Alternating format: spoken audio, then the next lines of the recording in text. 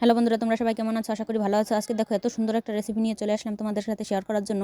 এটা হচ্ছে ধনিয়ার পাতার আচার হবে। দেখো আমি কিন্তু সুন্দর করে চারাটি ধনিয়ার পাতা কেটে বেছে ধুয়ে নিয়েছি। এখন দেখো এখানে কিন্তু সুন্দর করে ওটাকে পানিটাকে শুকিয়ে কোনো পানি না দিয়ে কড়াইতে দিয়ে নাড়াচাড়া দিয়ে এরকম করে হালকা সিদ্ধ করে নিতে হবে। তারপর এটা কিন্তু একেবারে বাটার সময় কিন্তু ফিনিশিং করবে না। আর এটা আমি পাঁচফোড়ন আর শুকনো মরিচ গুঁড়ো করে নিয়েছি।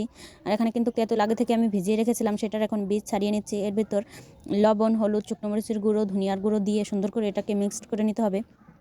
তারপরে কিন্তু দেখো এটার কিন্তু সুন্দর একটা কালার আসবে। আর এটা খেতে যে এত স্বাদ, বিশ্বাস করুন গাইস, আমি কিন্তু আগে পরে এরকম করে আচার খাইনি কখনো, এত সুন্দর।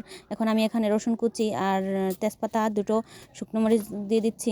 এখন কিন্তু ওই যে সেই তেঁতুলের পেস্টটা দিয়ে দিয়েছি। এখানে কিন্তু শুকনো মরিচের গুঁড়ো এবং পাঁচফোড়ন গুঁড়ো করা সেটাও দিয়ে দিলাম। এখন দেখো সুন্দর করে এটা যখন দলা দলা হয়ে যাবে তখন কিন্তু এটার ভেতরে এই ধনিয়ার পাতা মিক্সটা দিয়ে দিতে হবে। তারপর কিন্তু এটাকে সুন্দর করে নাড়াচাড়া দিতে হবে। এটা কিন্তু অবশ্যই জাল যখন নিভিয়ে ফেলবেন তখন কিন্তু এই ধনিয়ার পাতাটা দিবেন। চুলাটা বন্ধ করে তারপরে কিন্তু এই মিক্সটা দিতে হবে। এই ধনিয়ার পাতাগুলো দিয়ে সুন্দর করে নাড়াচাড়া দেবে।